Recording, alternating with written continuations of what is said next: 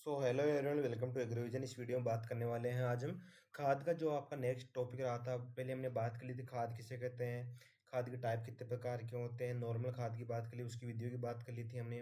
फिर बाद में उसके बाद में हम कंपोस्ट की बात कर ली थी।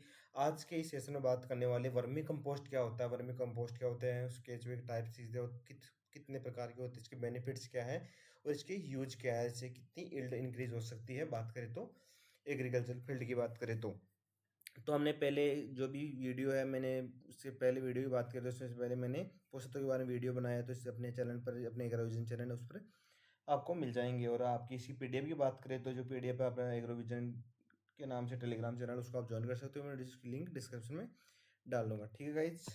तो बिना देरी के लिए आज की क्लास स्टार्ट करें। तो आज की का अपना टॉपिक है वर्मी कंपोस्ट। क्या है वर्मी कंपोस्ट? अपना टॉपिक है।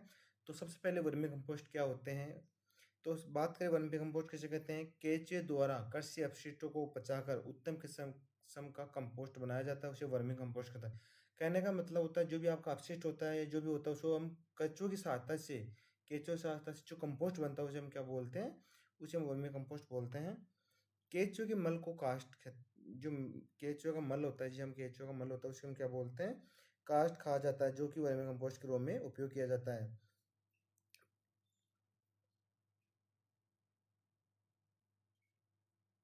वर्मी कंपोस्ट की खोज सुल्तान अहमद इस्माइल ने की थी। वर्मी कंपोस्ट की खोज सुल्तान अहमद इस्माइल ने की थी। केंचुआ किसान का मित्र कहते हैं इसे, क्या कहते हैं, केंचुआ को किसान का मित्र कहा जाता है।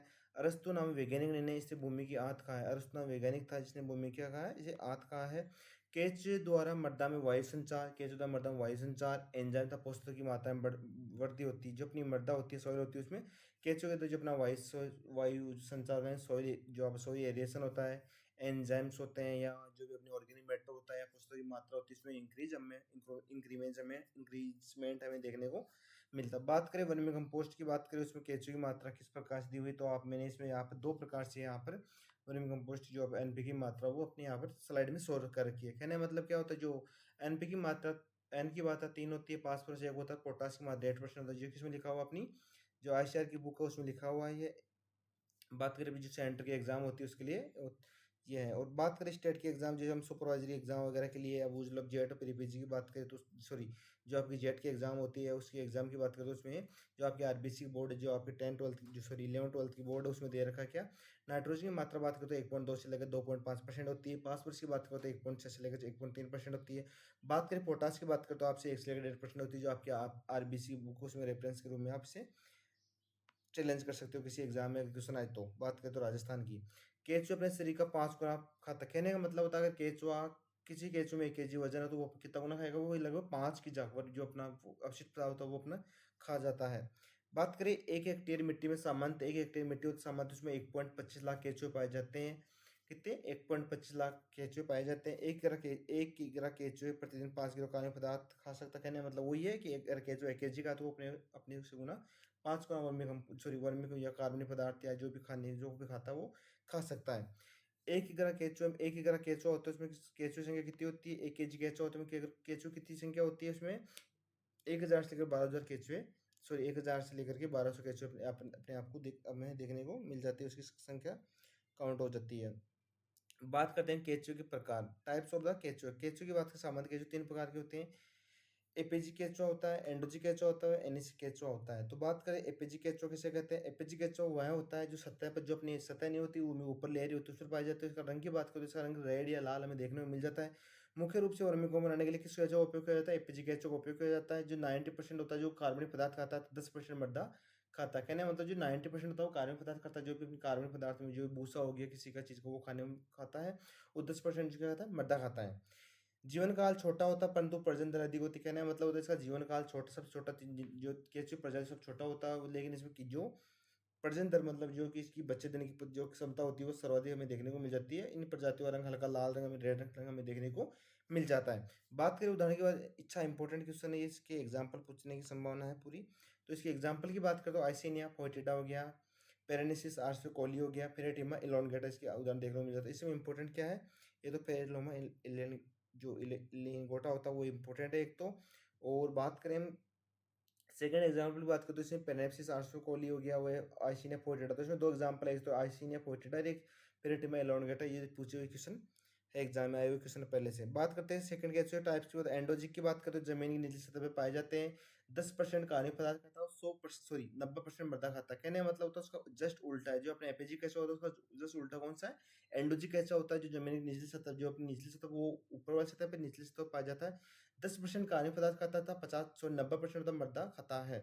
मृदा में समांतर चलते की ये मृदा में लगातार चलते रहते हैं, समांतर रूप से चलते रहते हैं, ऊपर नीचे चलते रहते हैं। प्रकाश के संपर्क में कभी नहीं आती, जो अपनी सनलाइट होती है उसके संपर्क में कभी नहीं आती, इसलिए इसका रंग क्या होता है? व्हाइट रंग या सफेद रंग का हमें देखने को मिलता है। निचली सतह में वायु संचरण तक कार्य पदार्थों की मात्रा बढ़ा, जो अपनी नीचे की लेयर होती है, सब सॉइल होती है, उसमें नीचे में वायु संचालन सॉइल एरिएशन बढ़ाता था, कार्य पदार्थों की मात्रा बढ़ाने में मुख्य योगदान देखने को मिल जाता है। एंडोजी की बात करें, इसे प्रकृति का मित्र भी कहते हैं। इसे प्रकृति का मित्र के रूप में भी जाना जाता है। किसे? एंडोजी केचुआ प्रकृति के मित्र के रूप में जाना जाता है। उदाहरण की बात करो, इसका एग्जाम्पल की बात करो तो एक एग्जाम्पल इसका मोस्ट रूप से फेटाफाइयर पोस्ट्यूमा, फोटोफाइयर पोस्ट्यूमा इसका एग्जाम्पल है जो पूछे जाने में संभावना है। बात करें थर्ड प्रकार केचुआ का, एनिसी केचुआ होता है। कौन से केचुआ को एनिसी केचुआ कहते हैं?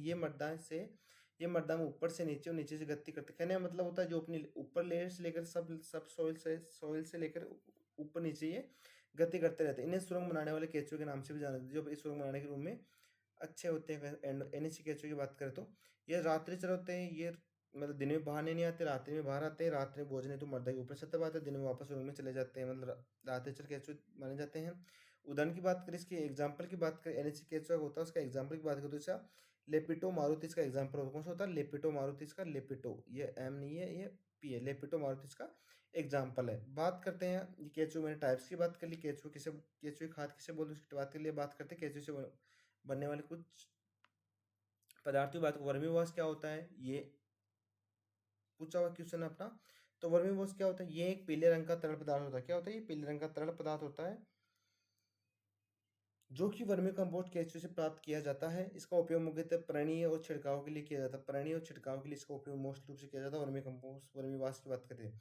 अब बात करते हैं वर्मी कल्चर किसे कहते हैं? केचुए को उपयुक्त वातावरण में पालने के लिए क्रिया को वर्मी कल्चर कहते हैं। मतलब इसकी स्टडी ऑफ द केचुआ की वर्मी कल्चर कहलाता है। एक केचुआ तो सामान्य एक सप्ताह में 3 कोकून देता। कितने? 3 कोकून देता है और एक कोकून से लगभग 3-4 अंडे प्राप्त होते हैं। लगभग 6 माह में 300 केचुए प्राप्त हो जाते हैं। कहने का मतलब होता है एक केचुआ होता है एक सप्ताह होता है 7 दिन में लगभग 3 कोकून देता है और एक कोकून से लगभग 3-4 अंडे में प्राप्त होता है। तो एक माह में लगभग 6 माह में लगभग 250 से 300 केचुए प्राप्त हो जाते हैं। वर्मी कंपोस्ट बनाने के लिए केचुए का चुनाव, केचुए की भोजन सामग्री बनाने की विधि तथा महत्वपूर्ण सावधान जानकारी रखना जरूरी होता है। कहने का मतलब होता है उसकी मतलब कि छायादार जगह होनी चाहिए, ज़्यादा पानी भरा हुआ नहीं होना चाहिए, ज़्यादा टेम्परेचर नहीं होना चाहिए, इस जगह होनी चाहिए। और उसके मतलब जो भी उसके प्रीडेटर्स होते हैं, जैसे हमने सर्प हो गया, केचुआ हो गया, इनसे वहाँ पर दूर होना चाहिए। केचुए अंधेरे में अधिक क्रियाशील, जो अपना केचुए होते हैं वो अंधेरे में अधिक क्रियाशील हमें देखने को मिल जाते हैं। खाद्य निर्माण एवं प्रजनन निर्माण है तो आर्द्रता की बात करें तो इसमें ये गलत लिखा होती है। 30% की आवश्यकता नहीं होती, 40 से लेकर के 60% की इसकी आवश्यकता होती है। इसको आप करेक्ट कर लेना, मैं एक बार करेक्ट करता हूँ, इसको तो डिलीट कर देता हूँ। इसमें ह्यूमिडिटी की बात करते हैं, इसमें 40 से लेकर के आपकी 60% से आपकी ह्यूमिडिटी आपकी जो भी आर्द्रता होती है उसकी रिक्वायरमेंट होती है। और 20 से लेकर 30% टेम्परेचर की इसकी आवश्यकता होती है। 1 टन अपशिष्ट खाद बनाने की, जो अपना 1 टन अपशिष्ट खाद होती है बनाने के लिए हमें कितनी केचुए की आवश्यकता होती है? 1 किग्रा केचुए की हमें 1 केजी केचुए की आवश्यकता हमें देखने को मतलब कि होती है खाद बनाने की बात करते हो। अब जो अपनी वर्मी बेड होता है उसकी साइज किस प्रकार की होनी चाहिए, उसे कहाँ पर होना चाहिए, किस प्रकार की होती है, सब कुछ अगले स्लाइड में मेंशन कर रखा है। तो वर्मी बेड बनाने के लिए 40 से 50 फीट इसकी लंबाई होनी चाहिए। चौड़ाई की बात करें तो 4 फीट चौड़ाई होनी चाहिए। ऊंचाई की बात करें तो इसकी 2 फीट इसकी ऊंचाई होती है। बेड हमेशा छायादार स्थान में बनाना चाहिए। उचित परिस्थिति में वर्मी कंपोस्ट की बात करें तो लगभग 60 दिन में वर्मी कंपोस्ट में तैयार हो जाती है। 60 दिन बाद वर्मी कंपोस्ट से केचुए अलग करने के लिए बेड पर जल छिड़काव बंद कर देना चाहिए। जो नमी, इसलिए केचुए नीचे चले जाते हैं, जिससे केचुए नमी की तलाश में मृदा की तरफ मतलब कि जो अपनी सॉइल होती है उसकी तरफ गति करने लग जाते हैं पानी की जो आपको आर्द्रता के लिए। वर्मी कंपोस्ट के लाभ क्या है, इसके बेनिफिट्स क्या क्या है? वर्मी कंपोस्ट के बेनिफिट्स की बात करें तो देसी खाद की तुलना में अधिक पोषक तत्व इसमें पाए जाते हैं। देसी खाद से 8 गुना एक्टिनोमाइसिटीज पाए जाते हैं जो कि फसलों में रोग प्रतिरोधक क्षमता उत्पन्न करते हैं, मतलब बढ़ाते हैं। वर्मी कंपोस्ट में दीमक खरपतवारों की समस्या नहीं रहती है। केचुए अपने शरीर के कई प्रकार के हार्मोन जैसे ऑक्सीजन हार्मोन स्त्राव करता है जो पौधों की वृद्धि के लिए अच्छे माने जाते हैं। बात करें तो ऑक्सीजन हार्मोन स्त्राव करता है जो जैडनीय पोषक तत्वों की उपलब्धता बढ़ाते हैं। वर्मी कंपोस्ट के प्रयोग की विधि है कि किस प्रकार इसकी यूज होता है, कितनी मात्रा इसे हमें दी जाती है, मतलब खाद की तुलना में इसकी मात्रा जो अपनी नॉर्मल खाद है उस तुलना में ज़्यादा दी जाती है, कम दी जाती है, इसके बारे में बात करते हैं। तो बात करें इसकी प्रयोग की विधि अगर, तो खेत में तैयार करने के लिए 3 टन हेक्टेयर, मतलब जो अपना नॉर्मल जो अपनी खाद्यान्न फसल होती है उसके लिए 3 टन प्रति हेक्टेयर से आप डालते हैं। जो भी अपनी क्या बोलते हैं यहाँ पर, सॉरी वो कर लेना, क्या खाद्यान्न तो ये ऊपर चला जाएगा ये तो, और इस यहाँ पर कर लेना वेजिटेबल्स, वेजिटेबल्स क्रॉप्स की बात करें, जो अपनी वेजिटेबल्स क्रॉप्स होती है उसके लिए 5-6 टन, कौन सी वेजिटेबल्स क्रॉप होती है ना, अपनी वेजिटेबल्स क्रॉप होती है उनकी बात वेजिटेबल्स क्रॉप के लिए माना जाता है। तो ये मतलब कि आपका 3 टन की हेक्टेयर की बात करते तो वो खाद्यान्न फसलें होगी, नॉर्मल फसलें होती है, और जो 5-6 टन होता है ये अपनी वेजिटेबल्स क्रॉप्स या जो अपने फल वगैरह होते हैं उनके लिए माना जाता है। वर्मी कंपोस्ट बनाने तो सावधान है, जो क्या क्या अपनी सावधानी बरतनी चाहिए। उचित प्रजाति आइसिन या फोटेटा का चयन करना चाहिए। बेड को सूर्य के प्रकाश से बचाना चाहिए। बेड में हमेशा 30% आर्द्रता बनाए रखना चाहिए। मिनिमम की बात करें तो मैक्सिमम 60%। बेड बेड को नेक, सांप, छिपकली व लाल चींटियों आदि सुरक्षा करनी चाहिए।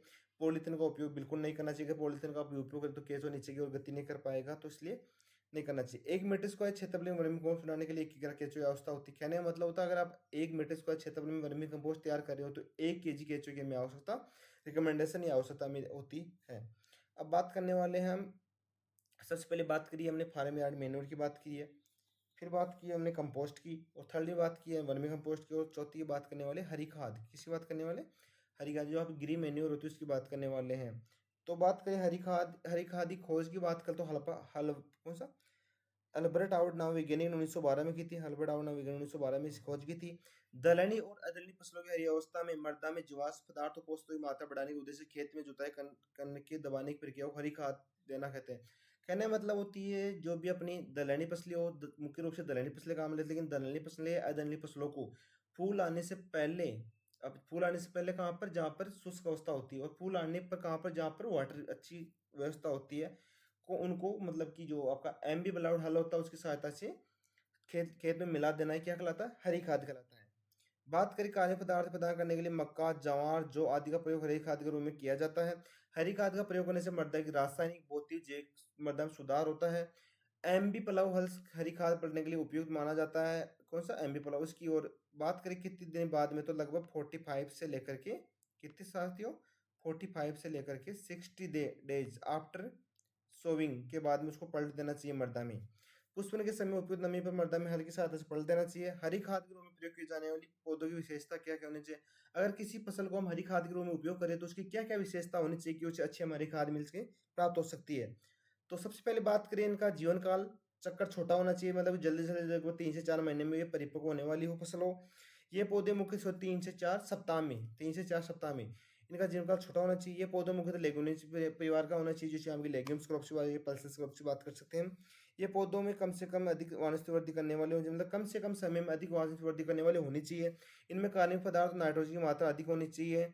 इनका विच्छेदन शीघ्रता से होना चाहिए। हरी खाद नाइट्रोजन देने अधिक होने पर विच्छेदन शीघ्रता से हो जाता है। हरी खाद के रूप में प्रयोग की जाने वाली पौधों की जड़ें गहरी होनी चाहिए, जो अपनी हरी खाद की जो होती है जड़ें गहरी होनी चाहिए।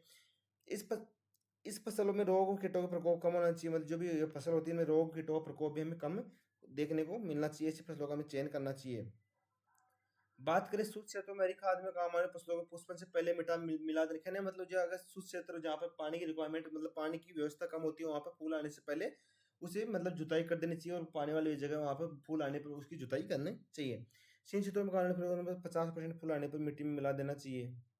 ठीक है। बात करते हैं हरी खाद में कौन कौन सी फसलें काम में ली जाती है, तो हरी खाद में आने वाली फसलों की बात करते हो। सबसे पहले बात करते हैं हम सनई की। किसे बात करते हैं? क्रोटोलेरिया जुलसिया। सनई का बोटनी नेम क्या होता है? क्रोटोलेरिया जुलसिया होता है। इस फसल का उपयोग मुख्यतः शुष्क क्षेत्रों में किया जाता है। उत्तरी भारत में, मतलब मोस्टली बात करें तो राजस्थान में किया जाता है, पश्चिम राजस्थान इसका उपयोग किया जाता है सनई खाद का। ये फसल लगभग 50 केजी नाइट्रोजन प्रति हेक्टेयर से स्थिरीकरण करने में सक्षम है। बीज दर की बात करें, जो आपकी सनई होती है उसकी बीज दर की बात करें तो 50-60 केजी प्रति हेक्टेयर बीज का मिल जाती है, और 50 केजी नाइट्रोजन करती है। अपना यहाँ पे क्या लिखा हो, सॉरी डेच्छा लिखा हुआ, क्या लिखा हो साथियों? डेच्छा लिखा हुआ, क्या लिखा है यहाँ? टाइपिंग मिस्टेक है, डेच्छा लिखा हुआ है यहाँ पर, डेच्छा। डेच्छा का नाम है सबसेनिया स्पीशीज। डेच्छा का नाम क्या होता है? सबसेनिया स्पीशीज डेच्छा का। एक मिनट। सबसे इनियस डेच्छा का नाम होता है। इसकी बीज दर की बात करें डेच्छा की तो 60 से 80 केजी प्रति हेक्टेयर बीज दर काम लेती है, और डेच्छा का नाइट्रोजन स्थिरीकरण की बात करें तो यहाँ पर 75 केजी 75 केजी प्रति हेक्टेयर नाइट्रोजन स्थिरीकरण करने में सहायता करते हैं। अब बात करते हैं डेक्सा। डेक्सा के दो टाइप्स के होते हैं। डेक्सा दो प्रकार, एक तो वो होते हैं जो जड़ द्वारा नाइट्रोजन स्थिरीकरण करता है, एक होता है जो जड़ व स्टेम दोनों द्वारा नाइट्रोजन स्थिरीकरण करता है। तो बात करते हैं सबसिनिया अंगुरिकुलाटा की बात करें, सबसिनिया अंगुलिएटा की बात करते हो, ये जड़ द्वारा नाइट्रोजन स्थिरीकरण करता है। ये फसल सबसे तेज नाइट्रोजन स्थिरीकरण करने में सहायता, अच्छा क्वेश्चन है, सबसे ज्यादा स्थिरीकरण में सहायता होती है। इस फसल का उपयोग मुख्यतः जलमग्न क्षेत्रों वाले धान में किया जाता है। प्री पीजी 2024 में क्वेश्चन पूछा हुआ कि डेक्सा का उपयोग किस में किया जाता है, तो दान वाले क्षेत्र में करते हैं। तो मुख्य क्षेत्र में तो दान की मुख्य जो पानी होता है वहां पर मुख्य रूप से का उपयोग करते हैं। इस फसल का उपयोग लवणीय व सारी मृदाओं में, वाली मृदाओं में, हरी खाद गृह में किया जाता है। नई सुधार की भूमि में डेक्सा का प्रयोग हरी खाद गृह में किया, जो अपनी नई फसल होती है उसको सुधारने के लिए मुख्य रूप से किस फसल का उपयोग किया जाता है, मुख्य रूप से अपने डेक्सा का फसल का उपयोग किया जाता है। बात करते हैं दूसरे टाइप की, तो सबसिनिया रोस्टा टाइप बात करें डेक्सा का दूसरा टाइप होती है जड़ तथा तने। जड़ और तना होता है, दोनों से नाइट्रोजन करने में सहायता करता है। जो अपना डेक्सा होता है उसमें जो एक जो सबसे रोस्टेटा होता है इसकी एस्काइनोमन में जड़ के साथ तने में ग्रंथियां पाई जाती है। जो जड़ और तना होता है उसमें एस्काइनोमा जड़ के साथ तने में ग्रंथियां पाई जाती है। हरी खाद का उपयोग मुख्यतः सारी मृदाओं सुधारने में किया जाता है। हरी खाद मुख्यतः दो टाइप्स की होती है। हरी खाद मुख्य रूप से दो प्रकार की होती है। ठीक है, बात करते हैं ये गंवार है, क्या है साथियों? गंवार, खार नहीं, गंवार है। आपके तीसरी क्रॉप्स है गंवार।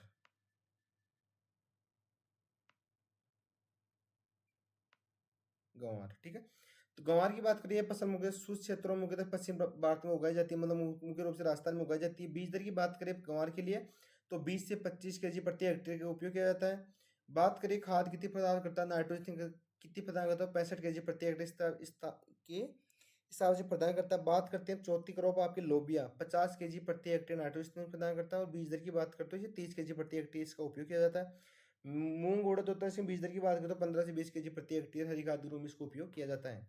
हरी खाद बनाने की दो विधियां होती है, एक होती है इंसिटू होती है, एक सूटी। इंसिटू का मतलब क्या होता है, इंसिटू का मतलब होता है अगर जिस फील्ड में लगा रहे हो आप उसी फील्ड में उसका हरी खाद में उपयोग किया जाता है। एक्सोटी का मतलब होता है अगर वहाँ पानी वाले क्षेत्र में किसी खाद को, मतलब जो किसी फसल को उगा रहे हो उसकी पत्तियां, उसकी जो कॉमन शाखाएं होती है उसको हम किसी स्थान, मतलब किसी पानी वाले स्थान से सूक्ष्म स्थान पर लाकर मिला देना एक्सेटो कहलाता है, एक्सेटो कहलाता है। तो बात करते हैं इंसेटो क्या होता है।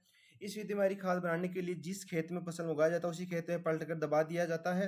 ये हरी खाद उन क्षेत्रों में उगाई जाती है जहाँ सिंचाई की पर्याप्त सुविधा होती है, जैसे डेचा, सनई, गंवार, लोबिया आदि आपको देखने को मिल जाती है इंसेटो के एग्जाम्पल। बात करते हैं एक्सेटो की, बात करते हो इसे ग्रीन लीफ मैन्योर भी कहा जाता है। ग्रीन लीफ मैन्योर क्योंकि इसकी पत्तियां का उपयोग किया जाता है दूसरे फील्ड में, इसलिए ग्रीन लीफ मैन्योर के नाम से जाना जाता है। इस विधि में पेड़ों और झाड़ियों की कोमल शाखाएं पत्तियों को अन्य खेत या क्षेत्र में तोड़कर वही, मतलब कि वहां से लेकर खेत में मिला देना ही एक्सोटो कहलाता है। पौधों के कोमल भाग में नमी अधिक होती है, इसलिए ये कम जल क्षेत्र वाले में आसानी से सूखे जाते हैं, मतलब आसानी से कम क्षेत्र में वहाँ से सूखे जाते हैं, इसलिए ये विधि कम वर्षा वाले क्षेत्रों में अपनाई जाती है।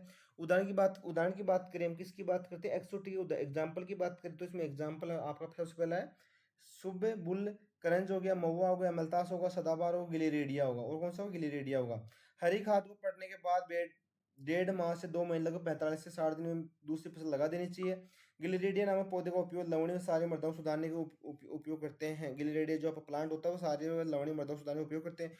जब नाइट सॉइल होती है उसमें नाइट्रोजन की बात, ये नाइट सॉइल होती है उसमें मनुष्य के, नाइट सॉइल किसे बोलते हैं सबसे पहले, मनुष्य के मल से बनने वाली खाद को नाइट सॉइल कहा जाता है। इस नाइट्रोजन की बात करें तो इसमें 5% पाई जाती है, 5% मात्रा लगभग 4-4.5% पाई जाती है आपकी। बात करते हैं खाद का दूसरा टाइप की बात करते हैं, तो सांद्रित खाद दूसरा टाइप क्या है आपका, सांद्रित खाद। तो सांद्रित खाद में आती है अभी खलिया। तो खलिया दो प्रकार की होती है, कितने प्रकार की होती है, दो प्रकार की होती है। खलियों में होती है शुष्क पदार्थ की मात्रा लगभग 90% हमें देखने को मिल जाती है। कितनी साथियों, 90% मात्रा में देखने को मिल जाती है। खलियां दो प्रकार की होती है खाद्य खली, जिसे एडिबल्स के अक्सर बोलते हैं, दूसरी होती है अखाद्य, जिसे नॉन एडिबल्स के अक्सर बोलते हैं। एडिबल्स का मतलब होता है इसे पशु आसानी से खा सकते हैं, नॉन एडिबल्स पशु आसानी से नहीं खा सकते, इसका ओनली फील्ड में उपयोग किया जाता है। बात करते हैं कुसुम, किस कुसुम की बात करें, जिसे हम बोलते हैं साफलोर। अगर साफलोर छिली हुई है, वो कौन सी हो आपकी, छिली हुई हो, तो नाइट्रोजन की मात्रा सर्वाधिक हमें देखने को मिल जाती है, कितनी 7.9 में देखने को मिल जाती है। अगर आपकी कुसुम बिना छिली हुई हो तो 4.9% मिल जाती है। अगर मूंगफली हो तो मूंगफली 7.2%। अगर आपको ऐसा क्वेश्चन पूछा जाए कि सर्वाधिक ऐसी कौन सी कली में नाइट्रोजन की मात्रा पाई जाती है, कुछ भी नहीं दिया हो, छिली हुई, अगर बिना छिली हुई नहीं दिया हो कुसुम, तो आपको सबसे पहले क्या करना है, ग्राउंड नट करना है। और अगर आपको ऑप्शन में दिया हो छिली हुई कुसुम या आपकी साफ फ्लोर दी हो तो 7.9 आपको सबसे पहले उसको करना है। बात करें कपास की में 6.4 है, तिल के बाद 6.2 है, सरसों के बाद 5.2 है, अलसी में 4.9 है, नारियल में 3% है। बात करें अखाद्य नॉन एडिबल्स की बात करें तो उसमें आपके नीम उसमें 5.2% नाइट्रोजन, अरंडी में 4.2 और करंज जो 3.9, मवा होता है उसमें 2.5% नाइट्रोजन पाई जाती है। अरंडी खली होती है, इसका उपयोग दीमक को नष्ट करने के रूप में किया जाता है। इसकी 1 टन हेक्टेयर की दर से बुआई के 15 दिन पहले डालनी चाहिए। अगर आप प्रति हेक्टेयर में 1 टन अगर बुआई से 15 दिन पहले डाल दो तो दीमक का प्रकोप आपको कम देखने को मिलेगा। अरंडी की बात करें तो नीम खली बात करें, इसमें एजरेक्टिन, निम्बीन, निमिडीन व निमिडीन रसायन पाए जाते हैं। इसकी मात्रा की बात करें 4 क्विंटल प्रति हेक्टेयर इसका उपयोग किया जाता है। अब बात करते हैं मोवाई खली, इसमें कौन सा तत्व कौन सा पोषक तत्व पाया जाता है। मोबाइल खली की बात करते हैं इसमें एक पोषक तत्व पाया जाता है, इस कारण इसका अपघटन देरी से होता है। इसमें सेपोनिन नामक कौन सा सेपोनिन नामक रसायन पाया जाता है। कौन सा पाया जाता है साथियों, सेपोनिन नामक रसायन पाया जाता है। इसकी खली को बुआई के 2 माह पहले डाला जाता है। नीम की खली में मुख्यतः एजरेक्टिन, निमिडीन नामक रसायन पाए जाते हैं। नीम का उपयोग नीम युक्त यूरिया बनाने के लिए उपयोग किया जाता है। मोबाइल खली का उपयोग स्पोनिन नामक रसायन कौन सा पाया जाता है, सेपोनिन कौन सा पाया जाता है, सेपोनिन रसायन पाया जाता है। मैं लिख देता हूँ सेपोनिन, थोड़ा लिखने में प्रॉब्लम है।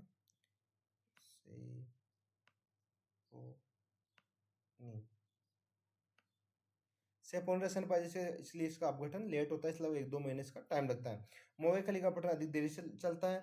मोबाइल खली का अपघटन 1 से 2 महीने में होता है। अन्य जो अपनी खलियां होती है इसका 7 से 10 दिन में हो जाता है। अरंडी खली होती है, इसमें एंटी टर्माइट गुण का उपयोग होने का मृदा में दीमक का प्रयोग कम करने के लिए किया जाता है।